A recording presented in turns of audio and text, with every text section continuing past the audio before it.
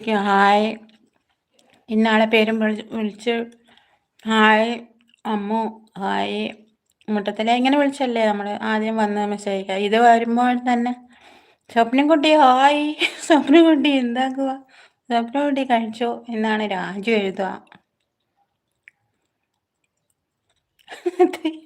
അതെ ഒരു മെസ്സേജിൽ തന്നെ എല്ലാം ഉണ്ടാകും. അതെ അതെ അതെ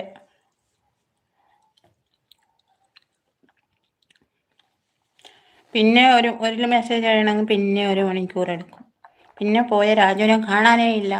രാജു പോയോ കാണാനേ ഇല്ല. പിന്നെ കുറേ കഴിഞ്ഞ് ഒരു മെസ്സേജും കൊണ്ട് വരും. സ്വപ്നംകുട്ടി നമുക്ക് ചായ കുടിക്കാൻ പോകാം.